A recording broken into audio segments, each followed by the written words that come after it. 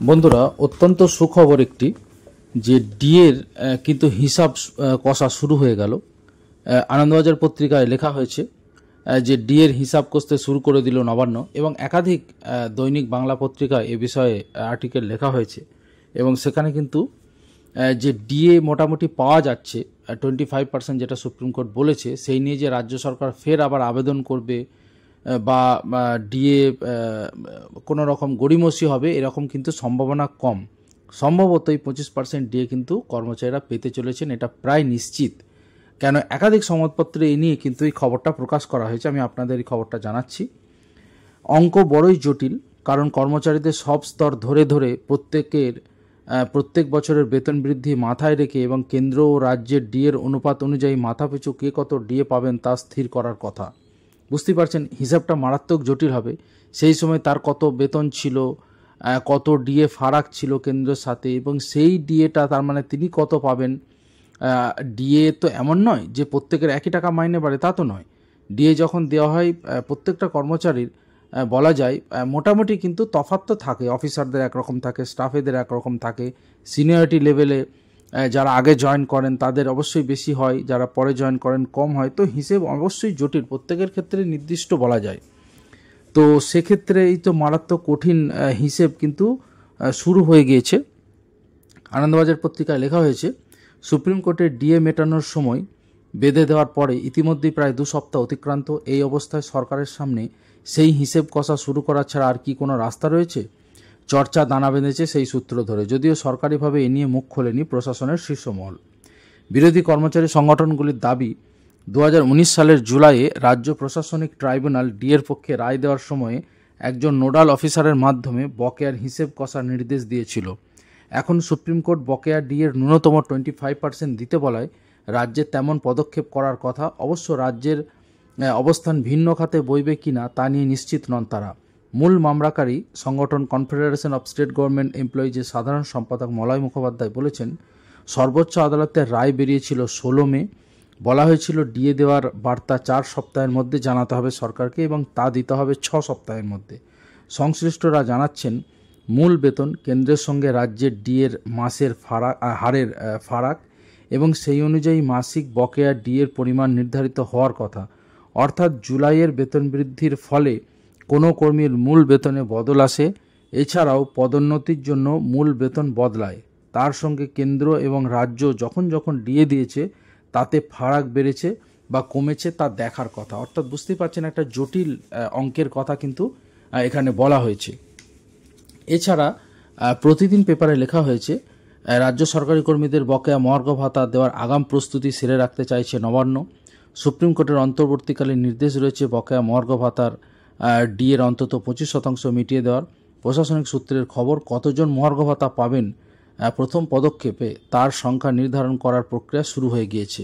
গত 16 মে supreme court 4 সপ্তাহের মধ্যে বকেয়া মহার্ঘ ভাতা নিয়ে বিজ্ঞপ্তি জারি ও 6 সপ্তাহের মধ্যে বকেয়া দেওয়ার নির্দেশ দেয়। সেক্ষেত্রে প্রায় 2 সপ্তাহ হতে চলেছে বিজ্ঞপ্তি জারির আগে। সুপ্রিম কোর্টের নির্দেশ মেনে নির্দিষ্ট সময়ের মধ্যে ডিএ দিতে গেলে আগামী প্রস্তুতি কিন্তু রাখতে হবে। প্রশাসনের শীর্ষমহল এমনই মনে করছেন। এ বিষয়ে চূড়ান্ত সিদ্ধান্ত না হলেও কর্মীদের চাকরির তথ্য তৈরি রাখা হচ্ছে। বর্তমানে চাকরিরত এবং অবসরপ্রাপ্ত সব মিলিয়ে নির্দিষ্ট সংখ্যা জানার পাশাপাশি কে কত টাকা বকেয়া হিসাবে আপাতত পাবেন তার হিসাব তৈরির কাজ চলছে। অঙ্কটা অবশ্যই জটিল, আমি একটু আগেই বললাম।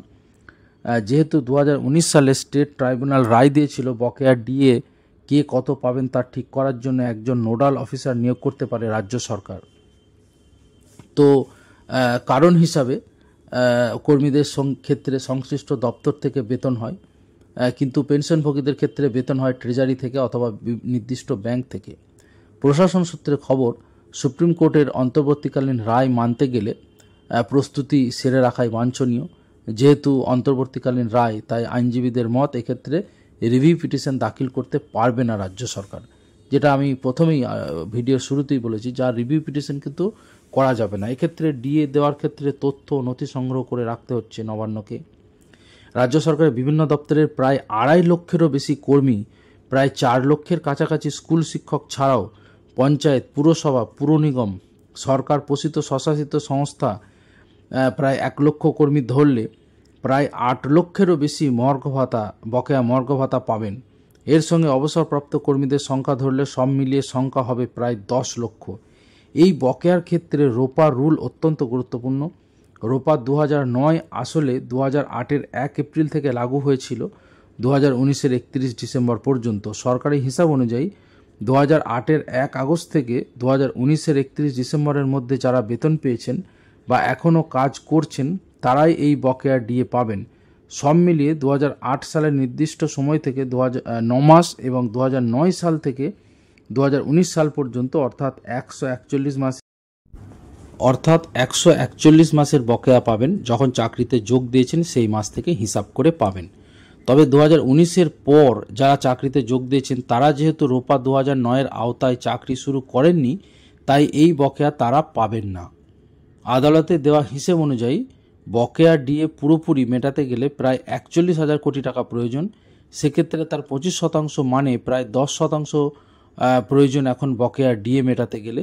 সেই কাজের জন্য প্রথমেই কর্মী সংখ্যা ও তাদের পদোন্নতি সহ একাধিক বিষয় জানার, তো এই কর্মীদের তথ্য ইত্যাদি জানা প্রয়োজন। তারপরেই তো ফিনান্স থেকে হয়তো বোঝা যাবে যে ঠিক কতটা খরচ হবে, 4,000 কোটি নাকি 5,000 কোটি। এই সময় পেপারে যেটা আপনারা অলরেডি স্ক্রিনে দেখছেন, আমি প্রতিদিন থেকে খবর শোনাচ্ছিলাম আপনাদের কি লেখা হয়েছে। যেটা দেওয়া রয়েছে এটা এই সময়, এখানে তো আপনারা দেখতেই পাচ্ছেন কর্মীর খোঁজ শুরু হতেই বকেয়া ডিএ নিয়ে জল্পনা, এই শীর্ষক খবরটি প্রকাশ করা হয়েছে। এবং এখানে অবশ্যই বলা হয়েছে যে সূত্রের খবর, রাজ্যের অর্থ দপ্তর বিভিন্ন দপ্তরে চিঠি পাঠিয়ে খোঁজ নিচ্ছে সেখানে কর্মী সংখ্যা কত। আদালতের নির্দেশে যারা ডিএ পাবেন সেই কর্মী সংখ্যার হিসেব চলছে। তবে এসবের খোঁজ মানেই ডিএ দেওয়ার প্রস্তুতি, এমন কথা অনেকে অবশ্য বলছেন না, কারণ এখনও প্রশাসনের শীর্ষ স্তর থেকে এই বিষয়ে কিছু বলা হয়নি। তবে কর্মীদের একাংশ আশায় বুক বাঁধছেন যে শীর্ষ কোর্টের নির্দেশ মেনে সরকার এবার তাদের প্রাপ্য ডিএ মিটিয়ে দেওয়ার পথেই হাঁটবে। গত 16ই মে সুপ্রিম কোর্ট রাজ্যের মহার্ঘ ভাতা সংক্রান্ত মামলায় রাজ্য সরকারি কর্মচারীদের বকেয়া ডিএর 25% মিটিয়ে দেওয়ার নির্দেশ দিয়েছিল। ওই নির্দেশে বলা হয়েছিল 6 সপ্তাহের মধ্যে রাজ্য সরকারকে তা মিটিয়ে দিতে হবে। সূত্রের খবর, সম্প্রতি অর্থ দপ্তর জানতে চেয়েছে রাজ্যের কোন দপ্তরে কতজন মহার্ঘ ভাতা প্রাপক রয়েছেন। বর্তমানে রাজ্য সরকারের বিভিন্ন দপ্তরে স্থায়ী কর্মীর সংখ্যা 2.5 লক্ষের মতো, অর্থাৎ পুরোপুরি যারা রাজ্য সরকারি কর্মী তাদের সংখ্যা 2.5 লক্ষের মতো। সরকারি সাহায্যপ্রাপ্ত স্কুল শিক্ষকের সংখ্যা প্রায় 3,80,000।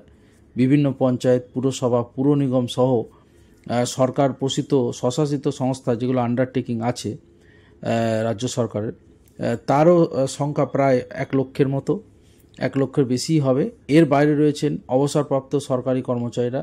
সেক্ষেত্রে বর্তমানে কতজন ডিএ পাওয়ার যোগ্য সেটা অবশ্যই একটা ব্যাপার, যে কতজন হবে সেটা অনেকে বলছেন প্রায় 8 থেকে 10 লক্ষ হয়ে যাবে।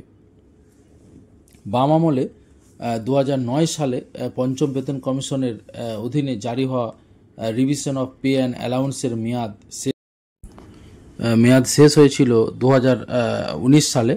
ফলে 2019 সালের পরে যারা সরকারি চাকরিতে যোগ দিয়েছেন তারা এই 25% ডিএ কিন্তু পাবেন না, এটা পরিষ্কার। তো যাই হোক, এখন এই নিয়ে হিসেব নিকেশ চলছে। 2009 সাল বা তার আগে থেকে যারা সরকারি চাকরিতে কর্মরত রয়েছেন বা ছিলেন তারাই শুধু ওই 10 বছরের সময়কালে বকেয়া ডিএর সুবিধা কিন্তু পাবেন। এটা পরিষ্কারভাবে কিন্তু এই সময় পেপারে লেখা হয়েছে। এছাড়া তৃণমূল কর্মচারী ফেডারেশনের আহ্বায়ক প্রতাপ নায়কের বক্তব্যও দেওয়া হয়েছে। তিনি বলেছেন যে তাদের কাছে এরকম কোনো খবর নেই, তবে সরকার যে সিদ্ধান্ত নিক তাতে তাদের সমর্থন থাকবে, সেটাও কিন্তু তিনি জানিয়েছেন। তো যাই হোক, গুরুত্বপূর্ণ ওই খবরটি আপনাদের সাথে শেয়ার করলাম, আশা করি আপনারা জানতে পারলেন। অন্যান্য গুরুত্বপূর্ণ সমস্ত খবরের জন্য এই চ্যানেলে অবশ্যই নজর রাখুন। যারা সাবস্ক্রাইব করেননি অবশ্যই দয়া করে সাবস্ক্রাইব করে নিন। ধন্যবাদ।